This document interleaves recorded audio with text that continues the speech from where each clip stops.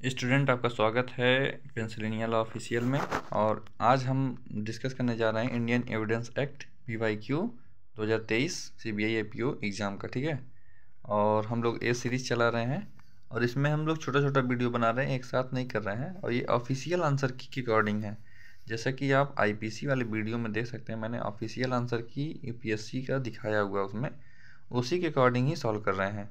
और बेस्ट मैं कोशिश करूँगा कि जहाँ पे UPSC ने क्वेश्चन को गलत किया है उसको भी मैं आपको दिखा रहा हूँ। ठीक है, और अब हम देखते हैं, चलिए स्टार्ट करते हैं। यह है first section, question number 24। Under the Indian evidence Act which of the following is are document? Caricature document होगा, inscription on metal plate document होगा, मैप प्लान होगा। 1 2 3 ऑप्शन रहेगा सबके सब। ठीक है, अब हम लोग नेक्स्ट आते हैं। ये फ्रेंड सेक्शन 11 से संबंधित है, इंडियन एविडेंस एक्ट से। Do the fact not otherwise relevant become relevant in any following cases under Indian evidence act. First, they become relevant if they are inconsistent with any fact in issue. ठीक है, तो ये जो option है ये सही हो जाएगा।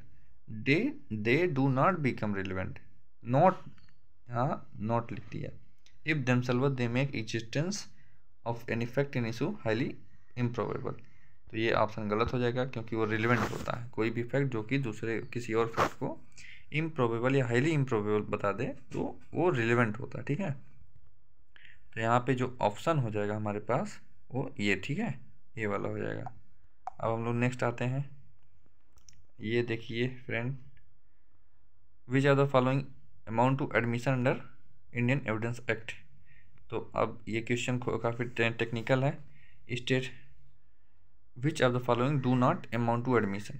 Statement made by agent to any party to proceeding in the court regard him specially employedly authorise to make the same. ठीक है, तो ये सही है। Second, statement made by party to suit suing in a representative capacity. ये तो आपको prima facie answer सही लगेगा, लेकिन इसमें क्या है कि जब वो रिप्रेजेंटेटिव कैपेसिटी में है उस समय उसने स्टेटमेंट दिया हो, तो वो चीज़ इसमें मिसिंग है, इसलिए ये आंसर गलत हो जाएगा। Statement made by person from home party to suit have derive their interest in subject matter of the interest. तो ये प्राइमा फेसाई ये भी आंसर सही है, लेकिन इसका प्रोविजो है कि ये तभी सही होगा जब उसने स्टेटमेंट दिया हो, जब उसके पास इंटरेस्ट रहा हो, अदरवाइज नॉट वैलिड। ठीक है, तो ये भी गलत हो जाएगा। तो 2 3 जो है ऑप्शन हो जाएगा, यानी दोनों गलत हो जाएंगे। ठीक, और अब हम आते हैं नेक्स्ट है, थोड़ा स्लाइड बड़ा कर देते हैं हम लोग तो आपको अच्छे से दिखेगा। और अब हम लोग देखते हैं, Consider the following legal proposition under Indian Evidence Act.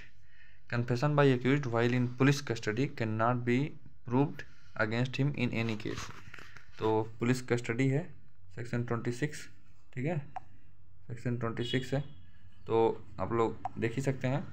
और सेक्शन 26 में दो चीज़ प्रोविजो है। एक है कि मजिस्ट्रेट के बिफोर में अगर कर दिया तो वैलिड होगा, और अगर उसने जो है सेक्शन 27 में जिसकी वजह से डिस्कवरी ऑफ मटेरियल हो जाता है तो भी वैलिड होगा, तो ये गलत हो जाएगा। ठीक, confession otherwise relevant become irrelevant because of promise of secrecy, तो ये भी गलत हो जाएगा। ठीक है, और अब हम लोग देखते हैं next, confession otherwise relevant not become Confession otherwise relevant does not become irrelevant in consequence of deception practiced on accused person for purpose of obtaining it। ठीक है, तो ये सही है, और हम लोग ऑप्शन 3 सही करेंगे और बाकी दोनों गलत हैं। तो आपको एक्सप्लेनेशन मैंने बता दिया। अब इसके बाद हम लोग देखते हैं कि सेक्शन क्वेश्चन 28 क्या बोल रहा है। Consider the following statement as to relevancy under Indian evidence act. Previous conviction is not relevant as evidence of bad character. ये गलत है, रिलेवेंट होता है। ये पूछ रहा है प्रीवियस कन्विक्शन रिलेवेंट होगा कि नहीं होगा, बैड कैरेक्टर के संबंध में होगा। अगर ये पूछता बैड कैरेक्टर रिलेवेंट है तो वो चीज़ गलत होता, ठीक है। आप लोग समझ, क्रिमिनल इन सेकंड है, in criminal proceeding involving issue of bad character of accused the fact that accused has bad character is irrelevant, ये भी गलत है, रिलेवेंट होगा उसमें। जब आप पढ़ेंगे सेक्शन को, उसमें लिखा अनलेस अदरवाइज, तो उस चीज़ को ध्यान रखना, ठीक है। और अब इसमें जो आपको आंसर टिक करना पड़ेगा वो करना पड़ेगा डी, ठीक है। अब हम लोग देखते हैं next, which of the following which one of the following statement regard to Indian evidence is correct. अब यहाँ पे हम लोग करेक्ट वाली बात है, तो वे whenever the opinion of living person is relevant ground on which such opinion are based are not relevant, तो यही गलत हो जाता है, क्योंकि ग्राउंड की रिलेवेंसी हम लोग ओपिनियन के संबंध में सेक्शन 51 में देखते हैं, ठीक है। और in criminal cases fact that accused is a good character is irrelevant, नहीं रिलेवेंट होगा भैया। उसके बाद हम लोग देखते हैं in civil cases the fact that In civil cases, the fact that character of any person is such affect amount of damage which are to receive is relevant, तो सही है। In civil cases, the fact that character of any person concerned is such render probable conduct imputed to him relevant, गलत होगा। Conduct के आधार पे हम ये किसी के नहीं बता सकते हैं कि उसने ऐसा कार्य किया होगा, नो एट ऑल, कोई दिक्कत नहीं है। अब हम लोग देखते हैं कि अब ये सिक्योर इलेक्ट्रॉनिक सिग्नेचर से संबंधित है, तो वो जो उसमें प्रिजम्पशन है वो रिब्यूटेबल होगा या इरिब्यूटेबल होगा।